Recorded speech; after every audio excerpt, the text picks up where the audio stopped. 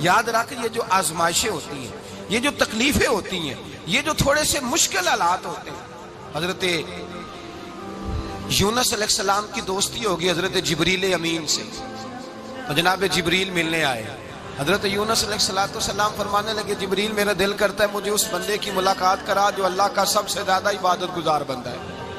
حضرت جبریل امین لے گئے دور دور فلسطین کے علاقے میں، اور لے جا کر ایک بندے سے ملاقات کرائی جس کی دونوں آنکھیں بھی کوئی نہیں تھی، دونوں بازو بھی کوئی نہیں تھی، دونوں پیر بھی کوئی نہیں تھی، اور اس بندے کی زبان پر لفظ بڑا کیا جاری تھے، یا اللہ تیرا شکر ہے، یا اللہ تیرا، بول کے کہیے یا اللہ تیرا، اے اللہ تیرا شکر ہے، شکر شکر کر رہا تھا۔ حضرت جناب سیدنا یونس علیہ السلام کہنے لگے میں نے تجھے عبادت گزار کو ملانے کو کہا تھا، تو کہاں لے آیا؟ حضرت جبریل کہنے لگے یا یونس یہ ہر چیز جانے کے باوجود اپنے رب کی رضا پہ راضی ہے، اس وقت دنیا میں نبیوں کے بعد جس سے اللہ سب سے زیادہ پیار کر رہا ہے وہ یہی بندہ ہے، یہ اپنے رب کی رضا پہ راضی ہے۔ اے تن میرا کنگی ہووے تے میں زلف سجن دی واواں، تے پوش میرے دی جتی بن جائے تے میں یار دی قدمی آواں، مارو مارو مینو مار مکاؤ کوئی عذر نہ پیش لے آواں، تے جے سونا ہی میرے دکھ وچ راضی، جے سونا ہی میرے دکھ وچ راضی، جے سونا ہی میرے دکھ وچ راضی تے میں سکھ نو چلے ڈاواں، مالک جے بھی سال میں راضی ہے تو بس ٹھیک ہو گیا، ٹھیک ہو گیا۔ وصل اچھا ہے نہ فراق اچھا ہے، بس جس حال میں محبوب رکھے وہی حال اچھا ہے، بس جس حال میں انہوں نے رکھا بات ٹھیک ہو گئی۔ اس میں اب انسان شکوہ کرتے پھرے کہ یہ کس طرح ہے وہ کس طرح، اپنے آپ کو مطمئن رکھا ہے۔ مشکل کے بعد جو آسانی حضرت لقمان حکیم، ان کے نام پر قرآن مجید کی پوری سورت ہے۔ حضرت لقمان حکیم علیہ رحمہ آپ اپنے بیٹے کو نصیحت کر رہے تھے، کہنے لگے بیٹا کو مشکل آئے تو گھبرانا نہیں، کوئی مشکل آئے تو کرے بیٹوں کو سمجھ آ جائے کہ مشکل آئے تو، سمجھ آ رہی ہے بات کی، مشکل آئے تو، اور کیا خوبصورت جملے، بیٹے کو بٹھا کے کہتے ہیں بیٹا چھوٹی مشکل آئے گی تو اللہ بڑی مشکلات آسان کر دے گا، سمجھو چھوٹی مشکلات آئیں تو اللہ نے بڑی مشکلیں اس نے آسان کر دی۔ اور آپ کو بتاؤں اصل انسان ہوتا ہی وہ ہے جو مشکلوں میں جینے کا ڈھب سیکھ جاتا ہے، وہ بن جاتا ہے جو کرب کے حالات میں جینے کا سلیقہ سیکھ جائے۔ اپنے بچوں کو یہ سمجھانا، حضرت لقمان بیٹے مشکل آئے تو گھبرانا نہیں، بڑی کو ٹال دیتی ہے، وہ نیکی کا اور آسانی کا پیش خیمہ ہوتی ہے، اللہ اس کے بعد آسانی سمجھا رہے ہیں۔ کچھ دنوں کے بعد کہنے لگے آؤ فلاں اللہ کے نبی کی ملاقات کو چلے، فلاں نبی علیہ السلام سے ملنے چلتے ہیں۔ اس زمانے میں جو نبی تھے ان سے ملنے چلے گئے، بیٹے کو بات یاد تھی، گھوڑے پہ بیٹھے، امام ابن جوزی نے اس کو لکھا ہے، گھوڑے پہ بیٹھے تھے دونوں کے پاس گھوڑے تھے۔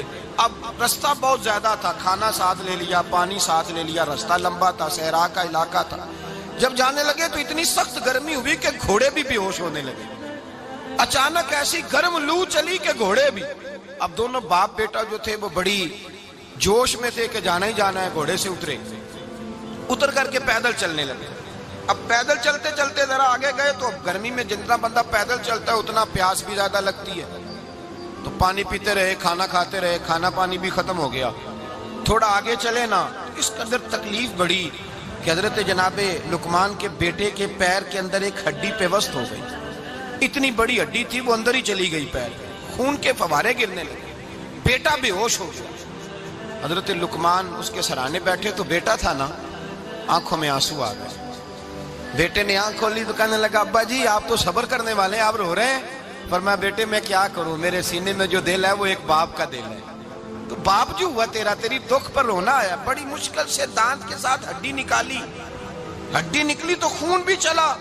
صاحب زیادہ کہنے لگا حضور آپ نے تو کہا تھا ہر مشکل کے بعد آسانی ہوتی ہے، اور چھوٹی مشکل دے کے اللہ بڑی سے بچا لیتا ہے، تو ہم تو اچھے کام چلے تھے، مشکل پہ مشکل، مشکل پہ مشکل، یہ کیا ہے؟ حضرت لقمان کہنے لگے بیٹا نہ تو رب کی حکمتوں کو جانتا ہے نہ پوری طرح میں جانتا ہوں، لیکن جو میں نے کہا تھا وہ بات سچی ہے، فَإِنَّ مَعَ الْعُسْرِ يُسْرًا إِنَّ مَعَ الْعُسْرِ يُسْرًا، اللہ ہر مشکل کے بعد آسانی عطا فرمائے گا، اور فرمایا میرا ایمان ہے کہ ضرور عطا فرمائے گا۔ یہ بات کہہ رہے تھے کہ سامنے سے دھواں اٹھا، اتنا سخت دھواں اٹھا کہ آپ نے سوچا شاید وہاں بادیا وہاں جاتے، وہاں چلنے لگے تو پیچھے سے کسی نے آواز دی ٹھہر جاؤ رکو، وہیں رک گئے. تھوڑی دیر گزری تو کہا رک جاؤ. جب رکے تو ایک بولنے والا بولا، کہنے لگا تمہارے لیے تھوڑی دیر کے بعد جانوروں کا بندوبست کر دیا جائے گا، کھانے کا بھی بندوبست ہو جائے گا، بچے کا پیر بھی صحیح ہو جائے گا، چلے جانا لیکن ذرا ٹھہرو. حضرت لقمان کہنے لگے بولنے والے تو کون ہے؟ تو کہنے لگے میں اللہ کا فرشتہ ہوں، میں اللہ کا فرشتہ ہوں. کہا اللہ کے فرشتے اور یہ سارا کچھ کیا ہے؟ تو فرشتہ کہنے لگا اصل بات یہ ہے کہ سامنے بستی پر مجھے عذاب نازل کرنے کا حکم ملا تھا، آپ بڑی تیزی سے آ رہے تھے، میں نے رب سے دعا کی کہ اللہ اس باپ بیٹے کی غلطی کوئی نہیں، مہربانی فرما. رب نے پہلے آپ کو صحرا میں الجھایا، پھر میری دعا کی برکت سے آپ کے گھوڑے ٹھہر گئے، پھر میری دعا کی برکت سے آپ کا پانی ختم ہوا، پھر میری دعا کی برکت سے آپ کے بیٹے کو زخم آیا، پھر میری دعا کی برکت سے سامنے سے دھواں اٹھا. فرمایا یہ جو تمہیں مشکل پہ مشکل آ رہی تھی، یہ تو میرا رب تمہیں عذاب سے بچانا چاہ رہا تھا. یہ جو تمہیں مشکل پر مشکل آ رہی تھی تو میرا مالک تمہیں عذاب سے بچا رہا تھا، تم سمجھ نہیں رہے تھے. حضرت لقمان نے بیٹے کی طرف دیکھا تو بیٹے کہنے لگے ابا جی بات بالکل سچی ہے، افضل الذکر لا الہ الا لا الہ الا، اور پھر پڑھنے لگے حسبنا اللہ و نعم الوکیل نعم المولا و نعم النصیر. یہ ورد ہونے لگے. بھائی جب تجھے مشکل آتی ہے، آزمائش آتی ہے، تو اس وقت سمجھتا ہے پتہ نہیں میرے ساتھ کیا بننے لگا ہے. اللہ تبارک و تعالیٰ چھوٹی مشکل دے کے تجھے بڑی سے محفوظ رکھتا ہے، چھوٹی بیماری دے کے تجھے بڑی سے محفوظ رکھتا ہے. بلکہ میں ایک دفعہ ایک تکلیف میں ایک آزمائش میں مبتلا ہو گیا تو میں نے اپنے حضرت سے کہا کہ حضور سارے دکھ کٹھے ہی آ گئے، کیا کیا جائے؟ تو آپ فرمانے لگے بڑے خوش نصیب ہو، جوانی میں اللہ نے دکھ دے دیے، بڑھاپے میں آئے تو برداشت نہیں ہوتے. یہ تو بڑے وقت پہ آ گئے، شکر ادا کرنا چاہیے. اس زمانے میں برداشت نہیں ہوتے، اب آسانی ہے، ان کو برداشت کرو، ہمت کرو. میرے بھائی یاد رکھیں آزمائشیں تکلیفیں آپ کو بڑا کرنے کے لیے آتی ہیں. ہم آزمائش کو برا جانتے ہیں، دکھ کو برا جانتے ہیں. دکھ تو بڑے پیارے ہوتے ہیں، یہ رونے کا سلیقہ سکھاتے ہیں، یہ اللہ کو منانے کا طریقہ سکھاتے ہیں، یہ مسجد میں جانے کا. وہ جو سکھی بندہ ہے نا، سکھی، مجھے ایک صاحب کہنے لگے دو قسم کے لوگ مدینے سے آتے ہیں، مدینہ شریف پوچھنے لگے، کہنے لگے حضرت جی دو قسم کے بندے ہیں، کچھ واپس جاتے ہوئے تڑپ رہے ہیں، کچھ تصویریں کھینچ رہے ہیں رخصتی کے وقت، فرق کیا ہے؟ تو میں نے کہا وہ جو تصویریں کھینچ رہا ہے وہ امیر آدمی ہے، اسے پتا ہے کہ میں پھر ٹکٹ لے لوں گا، مہینے کے بعد پھر آ جاؤں گا. اور یہ مدینہ چھوڑتے ہوئے تڑپ رہا ہے، یہ کوئی غریب ہے، یہ کہہ رہا ہے پتہ نہیں دوبارہ موقع ملے کہ نہ ملے. یہ دکھی ہے، یہ آزمائش میں. دکھی سکھی بندہ تو مکے جا کے نہیں روتا، وہاں بھی کھڑا ہے ڈٹ کے کھڑا. دکھی کوئی نہیں تو روئے کیسے؟ روئے کیسے؟ دکھیے دی گل دکھیا ہی جانے، دکھیے دی گل. کیا خوبصورت لفظ ہے میاں صاحب کی، اور لفظوں میں حسن دیکھے. کہنے لگے دکھیے دی گل اے دکھیا ہی جانے تے سکھیے نو کی خبراں، تے یار جنہاں دے موت نے مارے روندے نہیں تک تک قبراں. یہ مشکل مرحلہ ہوتا ہے، جب انسان تکلیف میں ہوتا ہے پھر اسے احساس ہوتا ہے. اور تکلیف والے کو ہی تکلیف والے کی تکلیف کا احساس ہوتا ہے. جب آپ کو اللہ مشکل دیتا ہے تو سمجھ لیں رب آسانی دینا چاہ رہا ہے. جب تیز دھوپ آتی ہے تو سمجھ لیں اللہ گرم ہوا گزار کے ٹھنڈی بارش برسانا چاہ رہا ہے. اور جب چاروں طرف سے گھٹن ہو، پنجابی میں کہتے ہیں گما لگ جائے، تو پھر سارے بول کے کہتے ہیں اب جو طوفان آئے گا وہ سخت ہی آئے گا. اس لیے کہ گھٹن جتنی زیادہ ہوتی ہے پھر فضل بھی اتنا. حضرت نوح علیہ السلام کی قوم کو حضرت نوح علیہ السلام نے 1500 سال سمجھایا ہے. 15، کچھ لوگوں نے 950 سال لکھا ہے نا، اعلیٰ حضرت نے لکھا ہے 1500 سال عمر ہوئی حضرت نوح علیہ السلام. اللہ تعالیٰ بندے کو جلدی سزا نہیں دیتا، بلکہ قرآن مجید میں ایک جگہ رب کریم اس طرح بھی فرماتا ہے کہ جب بندے مجھے بھول جاتے ہیں تو میں ان کے لیے نعمتوں کے دروازے کھول دیتا ہوں. بندہ سمجھتا ہے کہ میں کچھ تو ہے نا کہ میرے اندر کہ میں جدھر جاتا ہوں خیر ہی خیر ہو جاتی ہے. وہ سمجھتا ہے کہ میری عقل ہے، حالانکہ اللہ اسے ڈھیل دیتا ہے. اللہ اسے ڈھیل دیتا ہے. گناہوں کی سزا کے 3 طریقے. ایک ہے متنبع کرنا، تنبیہ کرتا ہے اللہ، بندہ متنبع ہو جاتا ہے، یہ اللہ کا بہت بڑا احسان ہوتا ہے. ایک ہوتا ہے مہلت دینا، اور ایک تیسرا ہوتا ہے اللہ خفیہ تدبیر کرتا ہے. تھوڑا سا سمجھیے گا. इंसान पर कोई आजमाइश आई, फौरन उसकी छठी इसने कहा कि वो फलां जगह गलती की थी तब ऐसा हुआ है। होता है ना, कई दफा आवाज आती है ना अंदर से, चले बोल दे, कुछ नहीं होता आपको, अल्लाह जानता है यहां कोई कुछ नहीं कहेगा आपको। और हमारी तो वीडियो भी नहीं घूमती, यानी खबर भी नहीं हो कि किसने हाँ कर दी किसने ना कर दी। आप बगैर टेंशन के बातचीत करें, आज कुछ नहीं होता इंशाअल्लाह ताला। आती है अंदर से आवाज। मैं आपसे इसलिए इन चीजों की तस्दीक कराता हूं कि बाकियों को भी आती है कि नहीं, इसलिए तस्दीक। कभी कोई किसी जगह इंसान परेशान होता है तो महसूस करता है कि वहां मुझसे होता है ना जी, जिसको ये नसीब हो जाए बड़ा खुश नसीब आदमी है। हजरत मौला अली फरमाते हैं अगर तुझे दुनिया में सजा मिल गई तो तू बच गया है, समझ, फिर अल्लाह करम करेगा, आखिरत में सजा नहीं देगा। और ये याद रख ले, वमा असाबकुम मिन मुसीबतिन फबिमा कसबत ऐदीकुम व याफू अन कसीर। अल्लाह फरमाता है दुनिया में तुझे जो भी तकलीफ पहुंचती है वो तेरे हाथों के करतूतों की वजह से पहुंचती है। व याफू अन कसीर, फरमाया कसीर गुनाह तो मैं वैसे ही माफ कर देता हूं। ये जो तेरी जिंदगी में दुख है ना, ये भी मेरी कलील सजाएं हैं।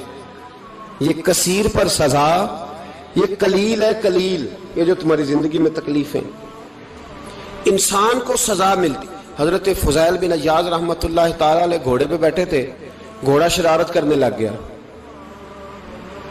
उछलने लग गया, कूदने लग गया। तो हजरत फुजैल बिन अय्याज नीचे उतरे, एक कोने में जाके नमाज की नीयत बांध ली, 2 रकात नमाज पढ़ी, फिर देर तक इस्तिगफार पढ़ते रहे, रोते रहे, दुआ करते रहे, वापस आए। खादिम अर्ज करने लगे हुजूर समझ नहीं आई, घोड़े ने थोड़ी सी शरारत की, वो बिदका है, आपने उसको छोड़ा है और छोड़ करके आप नमाज में लग गए। तो हजरत फुजैल बिन अय्याज फरमाने लगे जब बंदा अल्लाह की नाफरमानी करता है ना, तो जो चीजें उसकी फर्माबरदार होती हैं वो उसकी नाफरमानी करने लग जाती। तो मुझे महसूस हुआ था कि मैंने कहीं अल्लाह की नाफरमानी की है, इसलिए ऐसा हुआ है कि मेरे घोड़े ने मेरी, तो मैं तौबा करने लगा हूं। और अब देखता हूं बैठ के भला क्या होता है। मैंने सच्ची तौबा, हालांकि मुझे याद नहीं कि मैं कहां बोला, पर खरी और सच्ची तौबा की। दोबारा घोड़े पे बैठे तो घोड़ा बिल्कुल सही होके साथ चलने लग गया।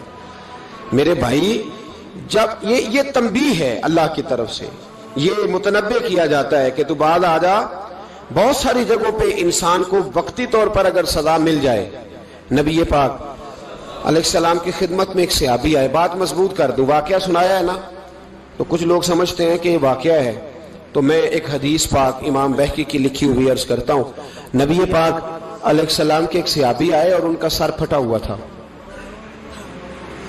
खून बह रहा था। सरकार ने फरमाया क्या हुआ? अर्ज की हुजूर एक औरत जा रही थी, मेरी नजर पड़ी, अभी नजर पड़ी है कि मेरे आगे सुतून आ गया तो मेरे सर पे लग गया। नबी पाक सल्लल्लाहु अलैहि वसल्लम ने फरमाया तेरे लिए खुशखबरी है, अगर दुनिया में तेरी गलती की तुझे सजा मिली है तो फिर रब तुझे कयामत में सजा नहीं देगा। फिर अल्लाह कयामत में सजा, बाज गुनाह ऐसे हैं जिनकी यहां भी सजा मिलेगी और वहां भी मिले, लेकिन मेरे भाई पहली बात यह है कि अल्लाह ताला उस गलती की यही सजा दे ले और दुआ फरमाए अल्लाह तबारक व तआला यहां भी माफी अता फरमाए, वहां भी माफी अता फरमाए, अल्लाह दरगुजर ही फरमाए। लेकिन मेरे भाई, एक तो ये सजा, एक सजा ये होती है कि इंसान जब गुनाह करने लगता है तो अल्लाह नेमतों के दरवाजे खोलता है, मोहलत देता है। 500 साल तक फिरौन को मोहलत दी। कितने? यहां जो 5 साल हुकूमत कर लेता है वो कहता है सबसे काबिल मैं ही हूं, मुझे मोहलत भी मिली हुई है। 500 साल मोहलत दी अल्लाह ताला ने। और फिरौन की कौम पर पता अज़ाब किस तरह के आए थे? टिड्डियां मुसल्लत कर दी अल्लाह ने। ये घूमती नहीं छोटी सी, हम अपनी जुबान में उसको कुछ लोग मुख्तलिफ नामों से याद करते हैं, कोई मकड़ी कहता है, कोई कुछ कहता है, मुसल्लत कर दी, जाती नहीं। उन पर बनी इसराइल के उन मुकाबिल जो फिरौन की कौम थी उन पर इल्जाम इस तरह का अजाब आया कि मेंढक मुसल्लत कर दी अल्लाह ताला। बर्तन खोलते थे अंदर मेंढक निकलता था, दुनिया की हर दवाई इस्तेमाल करते थे लेकिन मेंढक निकल आता था। थोड़ा सा समझा करें चीजों को। हमारे रंग नहीं ज्यादा गोरे कि हम पर अजाब नहीं आता। कोई बहुत ज्यादा अल्लाह ताला माफ फरमाए दौलत नहीं जमा करा बैठे शाही खजाने में कि हमसे पूछा नहीं जाएगा। ये मोहलत है, मोहलत को मोहलत समझो। फिर जब पकड़ आती है ना अल्लाह करीम की, میں نے دیکھا ہے کروڑوں روپیہ 6 اولادیں. ایک شخص کے بچے باہر سے آ رہے تھے, وہ بندہ بیمار تھا, مجھے کہنے لگا حضرت جی دعا کریں میں ان کے آنے سے پہلے مر جاؤں ورنہ آ کے مجھے مار دیں گے. دعا کریں. اتنی بے سکونی, کروڑوں روپیہ پڑا ہے تو یہ عذاب نہیں؟ کوئی ضروری ہے کہ پتھر ہی برسیں گے تو سمجھ آئے گی؟ یہ جو سگا بیٹا بوڑھے باپ کے قریب سے گزر جاتا ہے, سلام نہیں لیتا, تو اس کو عذاب نہیں سمجھتے؟ یہ جو امت کی بیٹیاں, امت کی بچیاں, ہماری بچیاں ایک سال کے اندر 75,000 ہزار بچی ایک ڈویژن سے بھاگ کے شادی کر رہی ہے, اور ایک صوبے سے, تو اس کو آپ اللہ کا عذاب نہیں سمجھتے؟ یہ معمولی بات ہے. نہیں ہمارے رنگ ہو رہے ہیں, ہم بڑے سمارٹ ہیں. 1500 سال مہلت دی نوح علیہ السلام کی قوم کو. کتنے سال؟ بول کے بتائیے, بول کے دوبارہ بولیے. 1500 سال. کوئی آدمی اپنی سمارٹنس پہ خوش نہ ہو جائے کہ 20 سال ہو گئے, میں تو نافرمانی بھی کر رہا ہوں, روٹی بھی پک رہی ہے, میں تو حرام بھی کھا رہا ہوں, پھر بھی سب ٹھیک ہے. 1500 سال مہلت دی.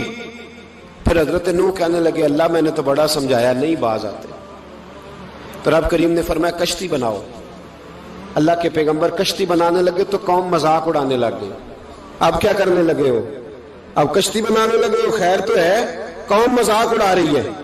حضرت نوح علیہ السلام کا آپ نے کشتی بنائی, پانی کہاں سے نکلا؟ نہ بارشیں ہوئی, نہ سیلاب آئے. ایک تندور تھا, اس کے اندر سے پانی نکلنا شروع ہو گیا. کبھی تندور سے بھی پانی نکلا ہے, پر جب نکالنے والا چاہتا ہے تو وہاں سے بھی ایک تندور سے پانی نکلا. اتنا نکلا, اتنا نکلا, اتنا نکلا کہ قوم ساری ڈوب گئی.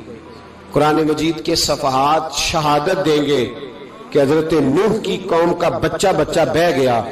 بچے صرف وہ تھے جو حضرت نوح کے ساتھ ہو گئے, تباہ ہو گئی. اللہ بے نیاز ہے, بے نیاز.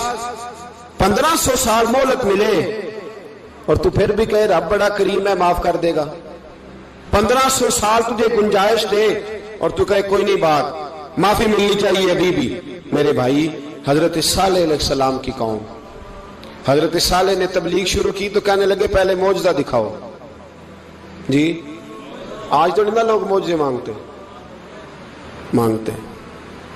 آج بھی لوگ کرامتے اور معجزے, اللہ معاف کرے, جو چیزیں معجزہ تو ہو نہیں نہ سکتا, لیکن آج بھی لوگ, آپ یقین کریں, کہتے ہیں یہ بڑی نمازیں پڑھتا ہے تو پھر بخشا کیوں نہیں گیا, پھر کیوں نہیں منو سلوا کیوں نہیں اترا اس پر, پھر میں بھی اسی طرح ہی ہوں, کیا اس کے اندر خوبی آ گئی؟ مولوی بھی ویسے ہی ہے, صوفی بھی ویسے ہی ہے. لوگ مانگ نہیں رہے, لوگ دلیلیں مانگ نہیں رہے, ابھی بھی لوگ بحث نہیں کرتے. کیا فرق آ گیا جی, ویسے ہی ہیں سارے. اللہ تعالیٰ سے ڈرنا چاہیے. ہمیں سامنے والے کی طرف دیکھ کر صحیح ہونے کا حکم نہیں ہے, ہمیں اپنی اصلاح کا حکم ہے. اپنی طرف دیکھ کے اپنے آپ کو ٹھیک کرنے کا. الزام لگا کے گزر جانا, اس کا کوئی مطلب. سنو اور یاد رکھو, حضرت صالح علیہ السلام سے کہنے لگے پہلے معجزہ دکھائیں, تو حضرت صالح علیہ السلام نے فرمایا اونٹ کہاں سے پیدا ہوتے ہیں؟ کہا اونٹنی کے بطن سے. فرمایا آؤ میں تمہیں پہاڑ کے اندر سے اونٹنی پیدا کر کے دکھاتا ہوں. کہاں سے؟ پہاڑ کے اندر سے. حضرت نوح ساتھ لے کے گئے تو پہاڑ کے اندر سے اونٹنی نکلی, اور اونٹنی بھی گابن تھی, اس کے پیٹ میں بچہ, اور اونٹنی اتنا دودھ دیتی تھی کہ ساری بستی دودھ پی جاتی تھی, پھر بھی دودھ بچ جایا کرتا تھا. لیکن حضرت نوح علیہ السلام نے فرمایا اب تم نے دیکھ تو لیا یہ اسے, یہ جتنا دودھ دے گی روٹی بھی اتنی کھائے گی. ایک دن تم سارے پانی پیو گے, ایک دن یہ سارا پانی پیا کرے گی. ایک دن تم سارے باقی جانوروں کو گھاس کھلاؤ گے, ایک دن یہ اونٹنی. اور اونٹنی کا نام کیا؟ ناقۃ اللہ, اللہ کی اونٹنی. کس کی اونٹنی؟ نام کیا ہے؟ اللہ کی. یہ اللہ کی اونٹنی ہے. تو حضرت نوح علیہ السلام کی اونٹنی, فرمایا اس کی بے ادبی نہ کرنا. باز نہیں آئے لوگ, باز نہیں آئے. کہنے لگا جی دودھ دینا تو ٹھیک ہے, پر یہ جو سارا پانی پی جاتی ہے نا, یہ صحیح نہیں. یہ جو ساری گھاس کھا جاتی ہے یہ نہیں ٹھیک. دودھ دینا تو ٹھیک ہے پر یہ نہیں صحیح. آپ نے فرمایا اسے کچھ نہ کہنا, اللہ کی اونٹنی ہے. میں کہا کرتا ہوں ان لوگوں نے ناقۃ اللہ کی بے ادبی کی, حضرت نوح علیہ السلام کی اونٹنی کی ٹانگیں کاٹ دی صالح علیہ السلام کی. اور دیکھو اللہ بڑا بے نیاز ہے، اگر پیدا کرنا جانتا ہے تو حفاظت کرنی نہیں جانتا.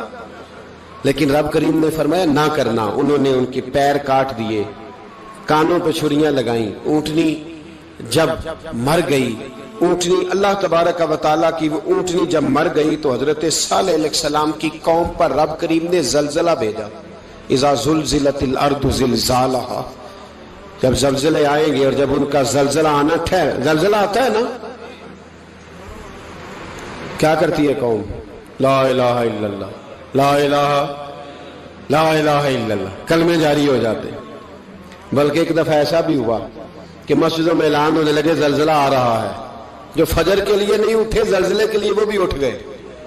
جن کا دعویٰ ہے نا میری سویرے آنکھ نہیں کھلتی، ان کی لگی نہیں کتنے گھنٹے، بعد میں بھی نہیں لگی. ٹی وی پہ اعلان ہوتے رہے کوئی نہیں آ رہا، سو جاؤ چپ کر کے. لیکن آنکھ لگی. موت سے تو ڈرتا ہے، اللہ سے ڈرتا ہی نہیں. موت کا خوف ہے، رب کا نہیں. زلزلہ آیا، ساری قوم تباہ ہو گئی. بتاؤ اگر ناقت اللہ کی گستاخی ہو تو اللہ ناراض ہو جاتا ہے، اور اگر اولیاء اللہ کی ہو، اگر اولیاء اللہ کی ہو تو رب ناراض نہیں ہوتا. شرم نہیں آتی لوگوں کو داتا صاحب کی بے ادبی کرتے، شرم نہیں آتی لوگوں کو غوث اعظم کی گستاخی کرتے، حیا نہیں آتی جنہوں نے دین پھیلایا ان کی بے ادبی. میں درد سے کہتا ہوں، رو کے کہتا ہوں، اور اگر کلیجہ پھٹ سکے تو میں دکھاؤں زخم کتنے. ایک حج کے موقع پر ایک بابا جی، اس سال 4,80,000 روپے کا پرائیویٹ حج تھا، اور بابا جی کی کیفیت کمزور تھی، بیچارے بیمار تھے. اس کے باوجود وہ گئے. بوڑھے آدمی، جا کے بیٹھیے، بزرگ، اور کتنی مشکل ہے وہاں منا، مزدلفہ، عرفات، طواف زیارت، کتنا مشکل کام ہے طواف زیارت کرنا، طواف وداع کرنا. کس کٹھن سے حج کیا، بڑھاپے میں، پیسے نہیں لگائے. اور جب وہ روضہ رسول پہ گئے صلی اللہ، اور انہوں نے جا کے نبی پاک صلی اللہ علیہ وسلم کے روزے کی طرف منہ کر کے درود شریف پڑھا تو ایک ملا نے اٹھ کے کہہ دیا تو مشرک ہے. تو میری روح کانپی. میں نے کہا تجھے شرم نہیں آئی، حیا نہیں آئی؟ اس کی عمر دیکھ، کس بڑھاپے میں کہاں سے چلا، کہاں آیا. یہ مشرک ہوتا تو کسی مندر میں جاتا، یہ مشرک ہوتا تو کسی گرجے میں جاتا.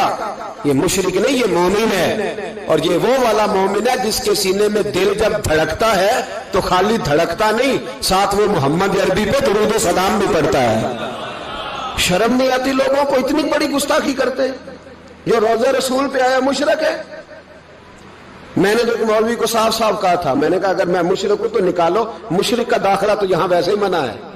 شرم نہیں آتی؟ اپنی زبان کا ایک پاس کرو کچھ. اتنا ظلم، اتنی بڑی فرقہ واریت امت میں، اتنا امت کو تقسیم کرتے ہو، تمہیں شرم نہیں آتی؟ جہاں سے اتحاد کا پیغام دینا چاہیے وہاں سے تم لوگوں کو فرقے کا پیغام دیتے ہو، ایک مقصود فرقے کی تبلیغ کرتے ہو. خدا را، تو میں کہہ رہا ہوں ناقت اللہ کی بے ادبی پہ عذاب آتا ہے، تو اولیاء اللہ کی بے ادبی پہ نہیں آتا. داتا صاحب ساری زندگی تبلیغ کرتے رہے، ایک آدمی نے اٹھ کے کہہ دیا جناب وہ تو شرک کا اڈا ہے، تو رب کریم ناراض نہیں ہوتا ان باتوں سے؟ ہمیں خیال کرنا چاہیے، اللہ سے ڈرنا چاہیے. ان چیزوں سے عذاب آتا ہے اور آ رہا ہے. اللہ تعالی ہمیں محفوظ فرمائے. اللہ ہمیں اس سے، قوم لوط پہ بھی عذاب آیا. ہم جنس پرستی، مرد مردوں سے بدکاری کرتے. حضرت نوح نے سمجھایا کہ یہ کام درست فطرت کے خلاف ہے، یہ کام درست نہیں. جب انسان یہ کام کرتا ہے تو زمین اور آسمان کانپتے ہیں. اب میں کیسے کھول کے بتاؤں؟ میرے پاس اعداد و شمار ہیں کہ پاکستان کے اندر اس کام کی کیفیت کیا ہے اور کس طرح کر کے لوگ، میں تو رونا روتا رہتا ہوں داڑھی کا. لوگ کئی دفعہ کہتے ہیں حضرت صاحب پہلے بھی آئے تھے تو داڑھی کی بات، پھر بھی آئے تو داڑھی کی بات. تو میں رونا روتا ہوں، اس لیے روتا ہوں کہ جو کلین شیو نوجوان ہوتا ہے وہ امرد کے حکم میں ہے، اس پر وہی حکم لگتا ہے جو عورت پہ لگتا ہے. اس کے ساتھ مرد کا اٹھنا بیٹھنا اسی طرح ناجائز ہے جس طرح عورت کے ساتھ. حضرت جنید بغدادی رحمت اللہ تعالیٰ علیہ کے سامنے ایک شخص نے کہا وہ کتنا خوبصورت نوجوان جا رہا ہے، تو آپ فرمانے لگے تو حافظ قرآن نہیں؟ کہا ہاں. فرمانے لگے جا اپنے حفظ کی خیر بنا. وہ شخص کہتا ہے میں نے اس بغیر داڑھی والے کلین شیو نوجوان کو بری نظر سے دیکھا، مجھے قرآن پاک ہی بھول گیا سارا. सारा कुरान पग भूल। और कितने साल मैं दुआएं करता रहा, बैतुल्लाह के तवाफ करता रहा, मैं याद भी करता तो नहीं होता। कैसे अब तो हमारा नात कहाँ ब्यूटी पार्लर से होके आता है, हम किसी और को क्या पैगाम दें। वो पैगाम, वो निजाम, वो तरीकाकार जिसका हुक्म था शरीयत में, कौम लूत पर अजाब आया। सही बैठते होंगे बच्चे जो मोटरसाइकिलों पे बैठते हैं। मैंने गुजरांवाला की सड़कों पे बच्चों को, नौजवानों को जो तमाशे करते सरेआम देखा है तो मुझे डर लगता है। और कोई रोकने वाला नहीं, शुगल हो रहा है, हंस रहे हैं, और सामने औरतें भी हैं, सब हो रहा है। कितनी तकलीफ की बात। हजरत नूह की कौम ये काम करती थी, कुरान पाक ने बयान किया है। हजरत नूह ने समझाया, फरमाया रब करीम ने तुम्हें अपनी ख्वाहिश पूरी करने के लिए जायज तरीका अता फरमाया, औरतों से निकाह करो, और इस निकाह की बरकत से जो अल्लाह तुम्हें औलाद देगा उसको अल्लाह तबारक व तआला तुम्हारे लिए बाइस बख्शिश भी फरमाएगा। लेकिन जब कौम न मानी तो जो कौम में लूत का अमल करे उसका इलाज कुरान ने बयान फरमाया कि आसमान से पत्थर बरसेंगे। फिर पत्थर बरसे और जिनके बड़े बड़े अच्छे दिमाग थे उनके दिमाग चकनाचूर कर दिए गए, तबाह कर दिए गए, उनके दिमाग जमीन पर बिछाड़ दिया गया। अल्लाह मोहलत देता है, लेकिन इसका मतलब ये नहीं कि इंसान तौबा ही न करे। हजरत शुएब अलैहिस्सलाम की कौम पर भी अजाब आया, इसलिए कि बददयांती करती थी, नाप तोल में कमी करती थी। मैंने कहा था शब कदर की रात कि ये कोई तमाशा है कि शब रात आई तो सारी रात रोते रहे, या अल्लाह माफ कर दे, या अल्लाह माफ कर दे, रो रो के चीखे मार मार रोए। शब कदर आई तो फिर चीखे मारी, सारी रात रोए। तो जिस बंदे का प्रोग्राम ही नहीं सवेरे बदलने का, दुकान पे बैठ के फिर वही नाप तोल में कमी, फिर वो अल्लाह ताला माफ करे। मैं एक मजमून पढ़ रहा था तो वो फूड के स्पेशल लोग में लिखा था मेहरबानी करो मिलावट ही अच्छी चीज की कर लो, मिर्च में केरी तो ना मिलाओ ईंटों की, वो तो बीमार करती है, वो तो खून की आंतों को रोक देती है। वो कहने लगा, और वो कहता मैं तुम्हें बताता हूँ कौन कौन सी चीज मिलाई जा सकती है, वो मिला लो। खुदारा इस कौम पे रहम करो, मेहरबानी। एक दोस्त है हमारे, मैं वजीराबाद में उनके घर बैठा था तो एक मेडिकल, मेरा किसी शख्स पे इतराज करने का मैं मजमूई बात करता हूँ। मैं ऐसे डॉक्टरों को जानता हूँ जो अल्लाह ताला फजल करे सचमुच के नेक हैं, अच्छे लोग। तो बच्चे का मेडिकल स्टोर है, तो वालिद बीमार हो गया, तो कहता है अब्बा जी डॉक्टर साहब ने कहा आपको ड्रिप लगनी है। तो सगे बाप को ड्रिप लगाने लगा, तो बाप क्या कहता है, कहता है पुत्र तेरी मेहरबानी मैनू कोई असली लाई, ओ ना लाई जड़ी लोकां नू लाना है। अब वो प्यार से सुना रहा है बात। मैंने उसे कहा कि ये तो डूब मरने का मकाम है ना, डूब मरने का मकाम, कि जिस मुल्क के अंदर दवाई भी सही ना बिके, असली ना मिले दवाई भी, और फिर वो कौम कहे कि हमने तो पूरे रोजे रखे, हमने तो बड़ा सदका और खैरात किया, दवाई भी असल ना मिले। जनाब शुएब अलैहिस्सलाम की कौम नाप तोल में कमी करती थी, तो अल्लाह तबारक व तआला ने उन पर बता अज़ाब किस तरह का भेजा। शदीद गर्मी हुई, अल्लाह हमें महफूज फरमाए, सारे आमीन कह दिया। देखे कितना अच्छा मौसम कर दिया रब करीम, अल्लाह हमें महफूज फरमाए, अल्लाह रहमत फरमाए। शदीद गर्मी की लहर आई, बाहर इतनी गर्मी हुई कि लोग अपने घरों में घुस गए। जिस तरह सूरज की शुआएं घरों के अंदर दाखिल हो जाती है, इस तरह गर्मी की लहर अंदर दाखिल हुई। और जिस तरह किसी को आग लग जाए तो वो आदमी उछलता कूदता है ना, इस तरह ये लोग उछलने लगे और उछल कूद के मर गए। जुर्म क्या था, नाप तोल में कमी करते। हजरत दाऊद की कौम भी तबाह हुई। जुर्म क्या था, हफ्ते वाले दिन मछलियां नहीं पकड़नी तो ये पकड़ते थे। हुक्म है ना मुसलमान को नमाज के टाइम कोई और काम नहीं करना, नमाज पढ़नी है। तो मेरा ख्याल है मुसलमान तो फटाफट आ जाते हैं, सारे ही पहुंच जाते हैं ना मस्जिदों में। हल्का हल्का बोल रहे हैं आप, क्यों नहीं पहुंचते? अगर हजरत सैयदना, और पता है उन्हें सजा क्या मिली, अल्लाह ने फरमाया इस टाइम इबादत करने में काम नहीं करना, वक्त नहीं है काम का। उन्होंने मछलियां पकड़ी, 12,000 लोग थे। पता है मालिक ने सजा क्या दी, बंदर बना दिया अल्लाह करीम। कुरान मजीद का पहला सिपारा पढ़े, फजअलनाहा नकालन लिमा बैना यदैहा व मा खल्फहा। अल्लाह फरमाते पिछलों के लिए भी इबरत बना दिया, बाद वालों के लिए भी इबरत, निशाने इबरत बना दी। बंदर बन गए। और जो उनके दोस्त जो बच गए थे उनके पैर चूमते थे, रोते थे। 3 दिन बंदर बन के जिंदा रहे, फिर अल्लाह ने सबको इज्तिमाई मौत। बुखारी शरीफ में हदीस है, काज़ी अय्याज़ मालिकी रहमतुल्लाह अलैह ने बड़ी तफसील से लिखी है। रावी हज़रत अनस बिन मालिक हैं। एक बंदा बड़ी दूर से आया नबी पाक सल्लल्लाहु अलैहि वसल्लम की ज़ियारत के लिए, बड़ी दूर से। अरब के जो सरदार होते थे उनके बड़े नाज नखरे होते थे। वो खैर आज भी हैं, प्रोटोकॉल का माहौल आज भी, यानी वज़ीर साहब के आगे 2-4 गाड़ियां ना हों तो उनको मज़ा ही नहीं आता। पुलिस वाले आगे पीछे भागें तो हालांकि उनको नहीं पता कि जो पुलिस वाले आगे पीछे भाग रहे हैं ना, ये हुकूमत बदली तो गिरफ्तार करने भी इन्होंने ही आना है। लेकिन वो बड़ा मज़ा आता है जब लोग गाड़ी के पीछे भागते हैं। क्या बात है जनाब, बड़ी बात। और हमारी तबीयतों में पता नहीं कौन सी। तो नबी पाक सल्लल्लाहु अलैहि वसल्लम की खिदमत में वो शख्स बड़ी दूर से आया। तो अरब के बादशाहों का मिजाज था, प्रोटोकॉल बड़ा चाहते थे। उनका तो ये तरीका था कि हुक्मरानी करनी है जैसे भी हो। अगर किसी गुलाम ने धूप में बंधा रह गया, ऊंट और छांव में नहीं बांधा तो दुर्रे मारते थे, और अगर उसने खोल के बांध दिया तो फिर भी मारते थे। कहते थे इतना सियाना हो गया तो उन्हें पूछा ही नहीं, खुद ब खुद ही बांध दिया। वो शख्स हुजूर की बारगाह में आया और बहुत सारे लोगों के पास क्योंकि वो जाता था अपने सरबराह का पैगाम लेके, तो वो कांप रहा है जब हुजूर की बारगाह में गया, डर रहा है। अब जरा बात को समझना, नबी पाक सल्लल्लाहु अलैहि वसल्लम ने उससे फरमाया क्यों डरते हो, सादा आदमी है, देहाती है, बद्दू है। अल्लाह के रसूल ने थप की दी, क्यों डरते हो?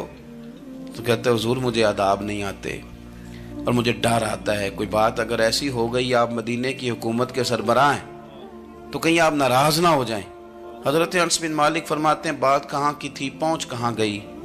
जब उसने ये कहा ना कि आप तो हुकूमत के सरबराह हैं, कहीं कोई गलती ना मुझसे हो जाए, तो नबी पाक की आंखों में आंसू आ गए। हुजूर रोने लगे और नबी पाक सल्लल्लाहु अलैहि वसल्लम फरमाने लगे ना भाई, तो किसी हुकूमत के सरबराह के पास नहीं आया ना, तू तो उस बेटे के पास आया है जिसकी माँ गोश्त के खुश्क टुकड़े खा के भी गुजारा कर ले। मैं तो एक गरीब माँ का बेटा हूं।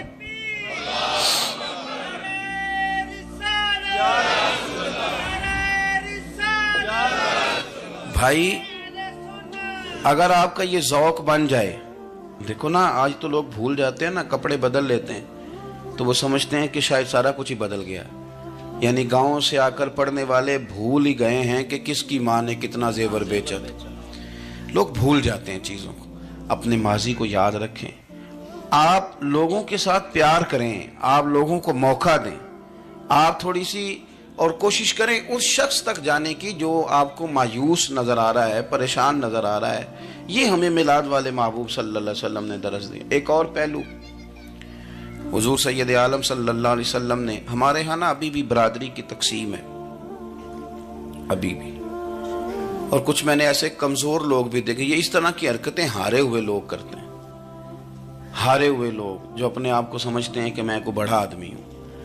बड़ा आदमी तो अपने अखलाक से होता है, अपने किरदार से होता है, अपनी सखावत से होता है, लोगों से प्यार करने से होता है। बाकी ये कि बैठ के कहानी सुनाना कि मैं बड़ा कुछ करता हूँ, तो जो कुछ करता होता है उसे सुनाने की कोई ज़रूरत है। एक और बहुत सारे लोग आप ताज़ियत करने जाए ना वालिद के इंतकाल के बाद, तो उन बेचारों को बताना पड़ता है कि अब्बा जी मेरे बगैर दवाई नहीं खाते थे। तो मैं कहता हूँ अगर तेरे बगैर नहीं खाते थे फिर बताने की ज़रूरत नहीं, फिर तो सारे गाँव को पता होगा कि तेरे बगैर नहीं खाते थे।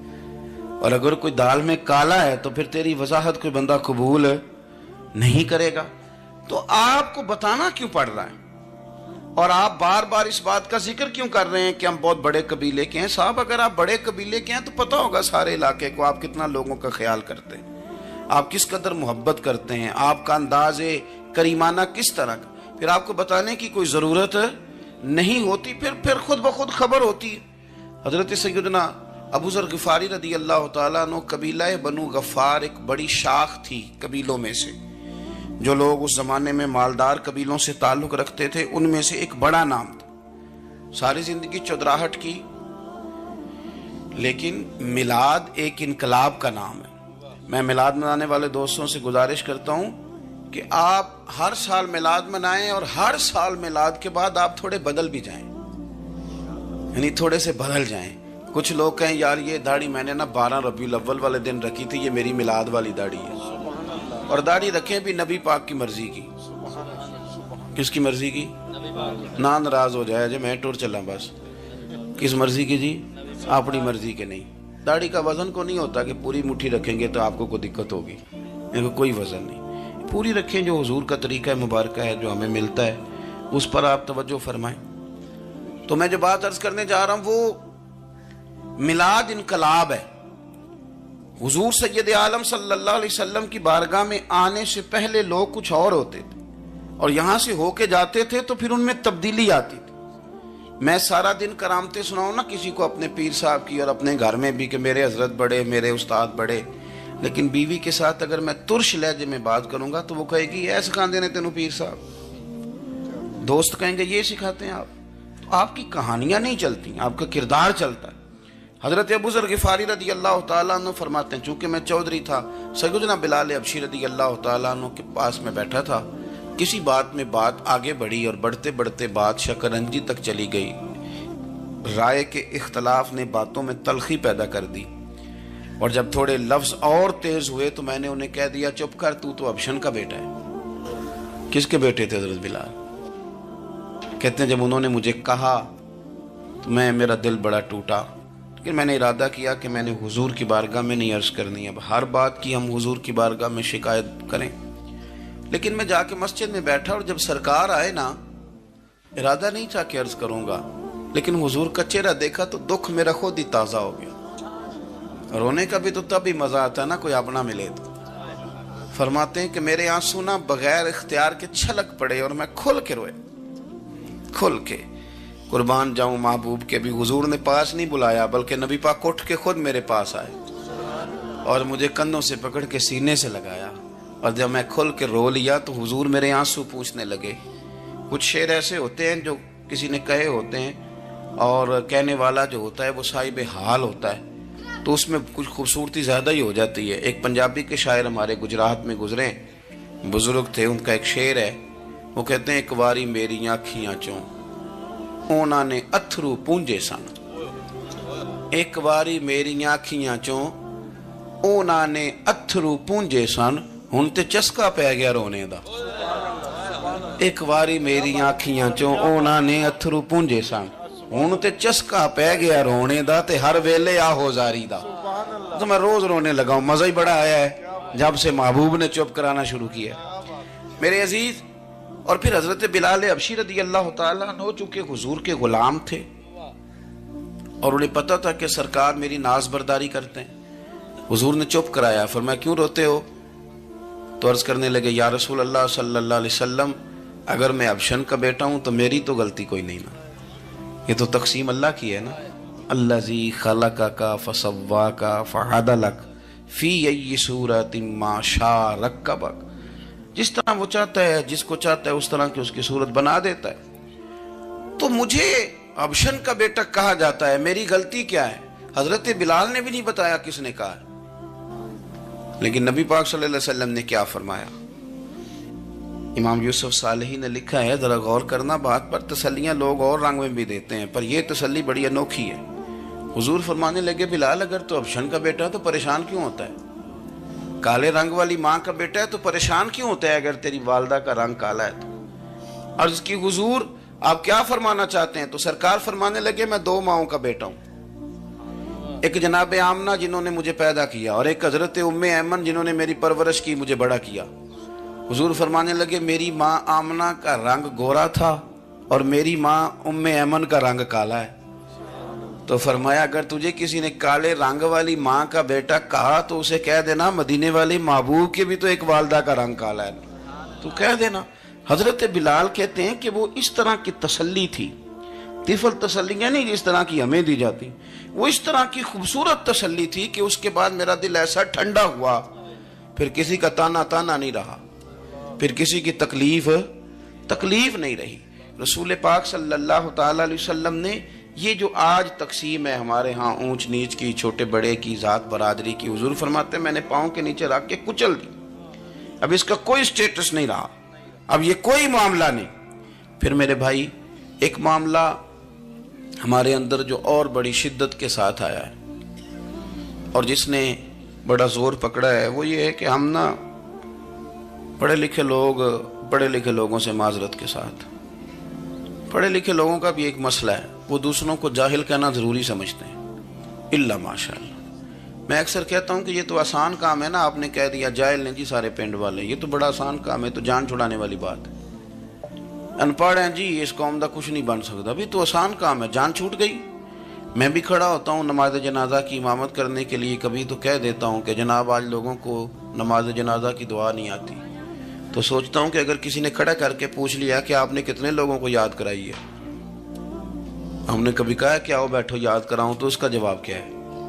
تنقید کرنا آسان کام ہے اور تعمیر کرنا یہ مشکل مرحلہ ہے۔ عزیز دوست، ہمارے ہاں نا ان پڑھ بندے کے ساتھ اور اس بندے کے ساتھ جس کی سوچیں محدود ہیں، ہمارا رویہ اتنا تلخ ہوتا ہے۔ بھئی مزہ تو تب آتا ہے نا جب آپ کو، کچھ لوگ کہتے ہیں میں اچھے کے ساتھ اچھا ہوں، تو اچھے کے ساتھ تو ساری دنیا اچھی ہوتی ہے، آپ نے اس میں کیا کمال کیا؟